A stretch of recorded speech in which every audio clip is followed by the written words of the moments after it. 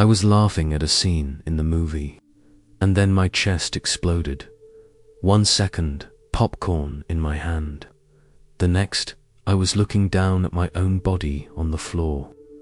That's when the ceiling split open and the light began to speak. I'm not sure what killed me first, the pain in my chest, or the look in my wife's eyes when she realized I wasn't breathing. It was supposed to be just another Saturday night. Just me, Olena, and a late-night war documentary on Netflix. It was our ritual, a moment of escape, a sliver of normalcy in a world that felt more like a cracked mirror every day. Our little apartment in Lviv had finally begun to feel like a home again, despite the war still licking at the edges of the country. I had the remote in one hand, a bowl of popcorn in the other. My wife was curled beside me, half asleep, her head on my shoulder. And then, the pressure. It was like someone shoved a fist of fire through my ribs. No warning, no fade in, 1 second. I was laughing at some poorly dubbed voiceover, the next white-hot agony, like lightning detonating inside my chest. I tried to say something, a name, a word, anything, but my mouth didn't work. The bowl crashed to the floor. I remember Olena's scream, the way her voice cracked my name, Danilo, like glass breaking, then blackness. But it wasn't empty. It wasn't even dark. It was silent, still, like the world had hit pause and forgotten to resume. And then I was floating. Not in some cosmic sense. No, I was floating 6 feet above my own living room, staring at myself, at my body, a crumpled heap on the carpet, neck twisted, lips parted, eyes wide open, lifeless. I didn't feel panic. I didn't feel fear. I felt nothing, just a strange, weightless detachment, like I was watching an old security tape. Olena dropped to the ground beside me, my body, I mean. She slapped my face, screamed again, called for help. The neighbor upstairs began pounding on the floor. Someone outside started shouting in Ukrainian, and I just, ... floated ... wa, asterisk, tc hing ... Then the ceiling cracked, literally cracked, like a fracture slicing through plaster and light. But it didn't crumble or fall. Instead, it pulled apart like curtains being drawn back, and behind it wasn't sky.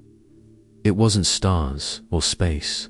It was light, living light, warm, golden, humming like a heartbeat, not blinding, but inviting, like something ancient remembered my name and was calling me home. I didn't move toward. It moved toward me, like breath inhaling, and before I knew it, the apartment faded. My body, my wife, the voices, the sirens, they all dissolved like smoke in the wind. I was elsewhere. There was no floor, no sky, no sense of up or down, only this vast, infinite expanse of radiant warmth. I tried to speak, but I had no mouth. I tried to breathe, but I had no lungs. And yet, somehow, I was more alive than I had ever been. Something was drawing me forward, deeper into the light. And then it spoke, not in words, not in language. It spoke in knowing, like every truth I had buried, every secret I had locked away, every fear I had, silenced, was suddenly wide open. Asterisk, he didn't walk toward me. He didn't need to. The moment I saw him, the light collapsed inward, like every particle of warmth and gravity was being drawn into a single center him. And yet, he didn't look imposing. He didn't look like any painting or icon I'd ever seen. He just was, and that was more than enough. His presence was so vast, I felt like a speck of dust, but his eyes, They were the first thing I truly saw, not the color I couldn't describe. That even if I tried, not blue, not brown, not gold, but something more real than color. Something that looked straight through me and loved me anyway. He saw everything, the pride, the anger, the years I spent mocking people of faith, the bitterness I carried when my brother died in the first Russian invasion, the guilt for surviving when so many didn't. He saw my compromises, my lies, my silent doubts. He saw how I smiled at Olena every day, but secretly feared I wasn't enough for her. He saw me, all of me, and he didn't flinch. No judgment, no rage, just grief and love fused together like fire and water.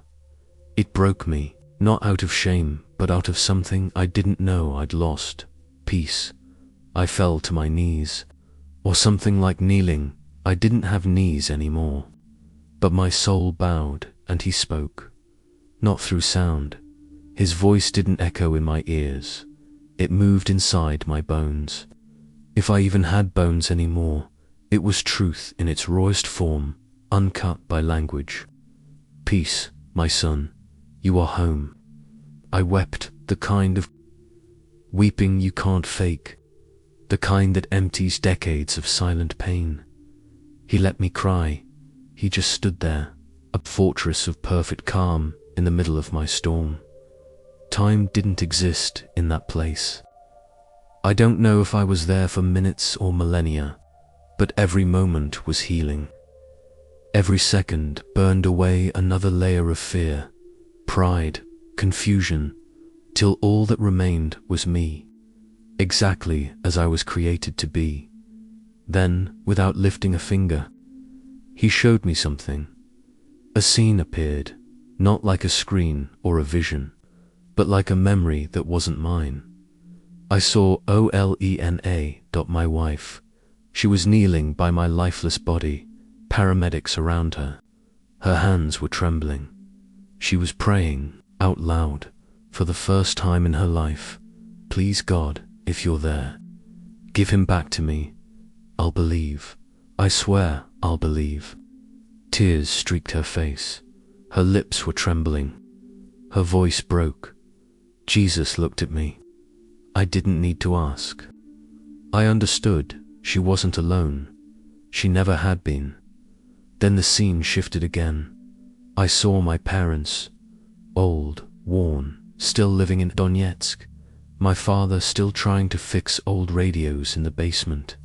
My mother still setting the table for a son who hadn't visited in years. Then another shift, and another.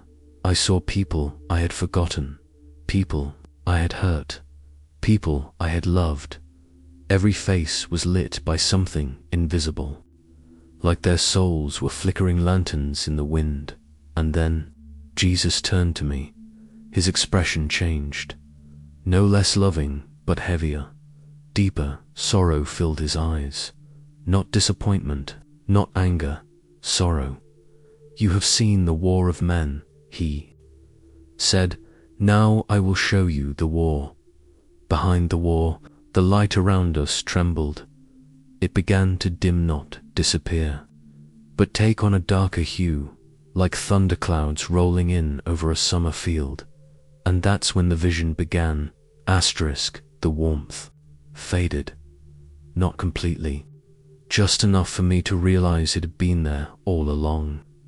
Like oxygen, something I never noticed until it began to thin dot. And then the vision opened. Not like a movie. Not like a dream. It was like a veil was pulled from my eyes, and I saw the world not as it appeared, but as it truly was.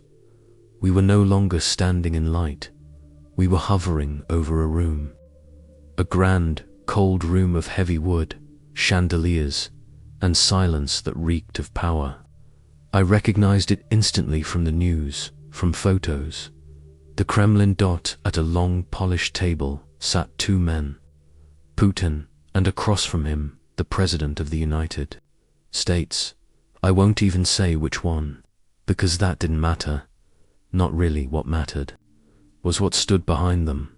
Behind Putin, a shadow. At first I thought it was just the light, but no, this shadow moved. It breathed. It had no form, but it had presents something ancient, heavy, proud. It didn't growl, it didn't hiss, it whispered, leaned close to his ear like a lover. And though I couldn't hear the words, I could feel them. Words of empire, of destiny, of vengeance, of divine calling twisted into a weapon. You are chosen, it said. Their weakness is your invitation. The world has forgotten strength. Remind them. Putin's eyes were cold, focused, but not entirely his own. He thought he was being strategic, but he was possessed not by demons with horns, but by an idea laced with darkness, that his violence was sacred, that conquest was holy. Jesus's voice echoed softly beside me. This is not new. This has been whispered to kings and tyrants for thousands of years. I turned to the other side of the table. The American president sat tall, confident, chin raised like he was closing a business deal. But behind him wasn't one shadow. There were many, a cloud of spirits whispers, of ego, flattery, distraction, political games, religious pride, and self-righteousness. They fluttered around his head like gnats, each one whispering a different version of the same lie. You are the answer. Only you can bring peace. History will remember your name. He wasn't evil, but he was blind. He didn't see the strings being pulled. He thought he was leading, but he was dancing, and the dance was choreographed by forces he didn't even believe in. Men debate politics and treaties, Jesus said beside me, his voice low and sorrowful, but they are fighting shadows while ignoring the hand that shapes them. The vision zoomed out, and then I saw it Ukraine, but not as a map, not as a battlefield. I saw it with spiritual eyes, above the land, a battle unlike anything I'd imagined. Dark beings like smoke and locusts filled the skies, screeching, swirling, diving toward the earth with claws made of despair. They weren't demons in the way I had seen in movies. They were influences, thoughts, hopelessness given form. But they were not alone. All around them, rising from hills, from rooftops, from churches and bomb shelters, stood angels, radiant, terrifying, glorious, not with wings like butterflies, but with wings of fire and armor that shimmered with truth. They held swords of light, and where those swords touched the darkness, it burned away like paper in flame. The angels weren't floating lazily. They were at war, a war for souls, and I saw what gave them strength below, scattered across continents. Tiny lights began to rise, like golden threads lifting into the sky, from a basement church in Brazil, from an apartment in New York, from a kitchen in Poland, where a grandmother wept for her son, from a muddy trench where a soldier whispered a name, from Olena. Every sincere prayer, no matter how small, rose like ammunition, fuel, power. Each one strengthened the angels, not metaphorically, literally. I saw one thread connect with an angel's sword, and the blade flared with light so bright it tore through a cloud of despair the size of a city. Then Jesus showed me something I'll never forget. A missile. Russian. Launched toward a children's hospital on the outskirts of Kharkiv. I saw the dark spirits surrounding it, guiding it, pushing it. And just as it reached the edge of the city, a surge of light struck it from the side. It veered off course, detonated in an empty field.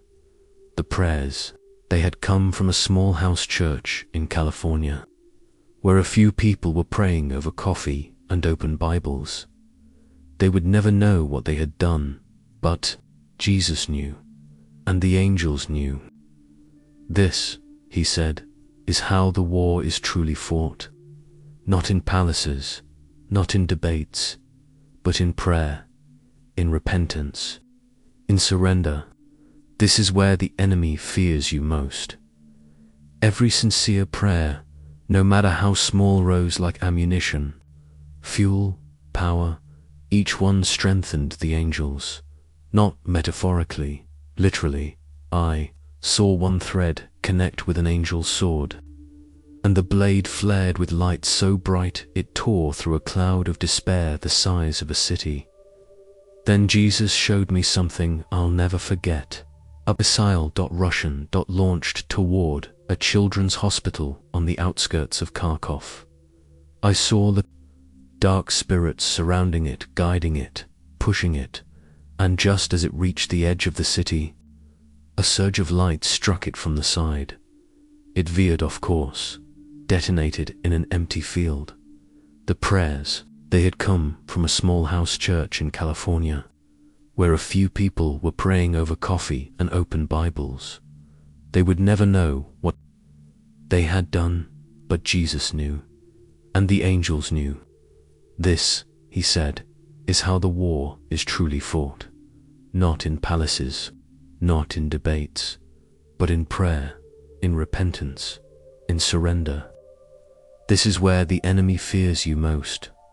I didn't want to speak. I couldn't. My soul was trembling, part awe, part sorrow, part something I didn't have a name for. Jesus turned back to me, his gaze no longer on the nations, or the angels, or the shadows, but on me. And suddenly I felt small again, not insignificant, but humbled, like standing in the center of a thunderstorm and realizing it knows your name. He stepped forward, closer. The light around him dimmed, not from fading, but from focusing, like it was becoming more intimate, more personal. His eyes searched mine. You see now, he said, the war is real. The weapons are not what men believe, and now you must return. My heart broke. No, I whispered, or thought, or felt. The boundary between those things no longer mattered. Please, don't make me go back. He didn't rebuke me. He didn't force. He simply stood, his presence wrapped in perfect compassion. Why? He asked, gently. I wanted to scream. I wanted to beg. But all I could say was this, because I finally feel whole. I've never known peace like this. Never. Back there, it's noise, grief, confusion, division. Everyone's shouting and no one is listening. There's so much pain, and I'm tired. He nodded, as if he had heard that plea 1,000,000 times. You are tired, he said softly, but you are not done. Then he raised his hand, and with a single motion, he showed me Olena. Again, she was in the hospital waiting room, her face pale, her hands clasped, not crying, just silent, numb, lost. Then I saw my sister in Kyiv, my cousin in Odessa, a childhood friend I'd lost contact with, now living in Berlin, scrolling through news, trying to understand a world that didn't make sense anymore. I saw faces, so many faces, all carrying weight, all needing hope. They are putting their faith in men, Jesus said, in treaties, in elections, in armies, but the real battle is not there. They celebrate peace too quickly, but you have seen behind the curtain, and now you must go back and tell them what you saw. I was shaking. They won't believe me, I said. I'm not a prophet. I'm not even religious. I'm just a mechanical engineer from Lviv. He smiled, not with amusement, with depth. That is why they will believe you, because you have no reason to lie, because you are not trying to build a movement or sell a message. You were a skeptic, and now you are a witness. I collapsed, or felt like I did, my whole being folded under the weight of the task. How will I even begin? He stepped closer, placed his hand on my head, and when he touched me, it was like a river poured into my soul strength, clarity, fire, love. Not my own, but his. I am with you always, he said. Tell them to stop watching only the news. Tell them to stop trusting headlines and heroes. Tell them to pray not weak, shallow prayers, but fervent, focused, believing prayers.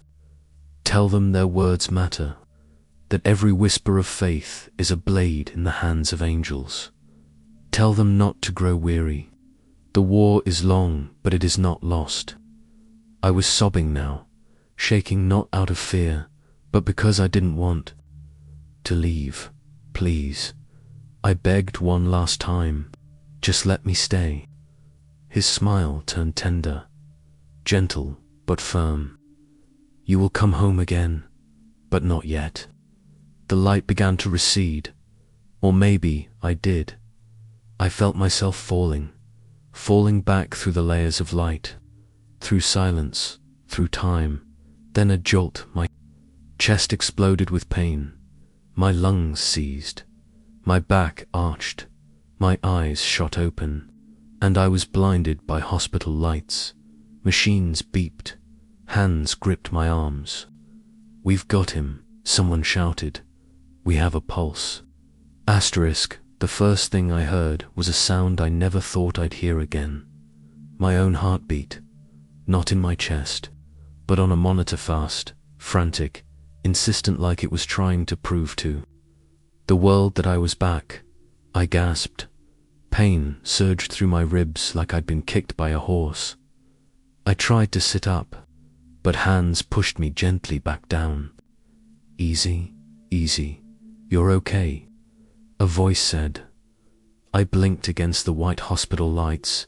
Blurred faces hovered above me. Doctors, nurses, machines, beeping, movement, smell of antiseptic. Then another voice, shaky, breaking. Danilo. I turned my head. Olena. Her hands were over her mouth, eyes wide with tears, face pale and disbelieving. She looked like she'd seen a ghost because she had dopped me. You came back, she whispered, and then the dam broke. She rushed to my side, crying, laughing, clinging to my hand like it was the last real thing in the world. I wanted to speak, to tell her everything, but all I could manage was a raspy whisper. You prayed. Her breath caught. She nodded. I closed my eyes. Even in the burning pain, the memory of that place, the light, his voice, the mission pressed against my soul like fire under my skin. A doctor came in, clipboard in hand, eyes wide with disbelief. Mr. Chorney, he said, clearing his throat like he didn't trust his own voice. My name is Dr. Isaac. I need you to understand what just happened. I waited. My body ached. My chest felt like it had been cracked open and stitched back together with lightning. Your heart stopped for 23 minutes. Flatline. No oxygen to the brain. No signs of recovery. We had called time of death. We were prepping for the next steps. He paused, and then your heart started again, spontaneously. He looked at me like I was a question he didn't know how to ask, and your scans show no brain damage, no organ failure, nothing, medically speaking. He hesitated. You shouldn't be here. I didn't answer. I just looked him in the eyes, and I smiled. A single tear rolled down my cheek. I have an explanation, I said softly, but you won't find it in your textbooks. He blinked, didn't press, didn't need to. There was a weight in the room, now not fear, not confusion, but something holy. something none of them could name, but all of them could feel. Later that night, when the hospital dimmed and the machines settled into their steady rhythm, Olena curled up in the chair beside me. Her hand gripped mine. She wouldn't let go. She didn't ask what I saw. She just whispered, "You're different." I nodded, because I was. I had died. I had stood in the presence of the one who holds the universe in his voice. And I had been sent back, not to survive, not to start over, but to speak, to tell the truth. This war is not just between nations. It's between light and shadow, between pride and surrender, between noise and prayer. And the most powerful weapons are in your hands. It's been 6 weeks since I died. That's still a strange sentence to say. I died. My heart stopped. For 23 minutes, I was gone in every measurable way. But I came back. Not the same, not even close. At first, I tried to keep it to myself. I told Olena in pieces. Late at night, when the world was quiet and my body still ached, I told her about the light, about the man who wasn't just a man, about the battle I saw, the angels, the shadows, the voices behind the leaders of nations. I expected her to look at me like I'd lost my mind. She didn't. She cried, and then she believed. Maybe she had seen something too. When she knelt beside my body and prayed for the first time in her life, maybe heaven cracked open for her too. I told a few friends. Some listened, some laughed, some changed the subject, but I wasn't offended, because this isn't a story meant to be argued. It's a witness. I'm not a theologian. I'm not a priest. I'm a mechanical engineer from Ukraine who died while watching a movie and came back, with truth written in his bones. And here it is. Do not put your hope in peace treaties. Do not trust in men with microphones and medals. The real war, the one that matters, cannot be seen with human eyes. It's not about land. It's not about oil. It's not even about borders. It's about souls. There are forces whispering in the ears of presidents and kings, shadows pretending to be logic, pride disguised as purpose, ambition wearing the mask of righteousness, but the greatest lie, that you are powerless, that prayer is useless, that faith is weakness. Jesus showed me otherwise. He showed me that every whispered prayer is a weapon, that when a grandmother in Poland kneels beside her bed, that when a student in Brazil closes his laptop and folds his hands, that when a child in Nigeria says amen with all his heart, the heavens shift, the darkness shakes. I saw a missile diverted not by technology, not by luck, but by a surge of faith from a tiny house church in California. They didn't know, they'll never know, but heaven knew, and now you know. So if you're listening to this, or reading this, or even just wondering if any of it could be real, I beg you, don't let the noise of this world drown out the whisper of eternity. Turn off the news, get on your knees, pray like it matters, because it does. The angels are waiting. The kingdom of shadows is trembling, and you are more powerful than you've been told. Not because of who you are, but because of who is listening. I died. I saw what's coming, and I was sent back to tell you, don't stop, don't forget, don't give up. The war behind the war is real, and we were never meant to fight it alone.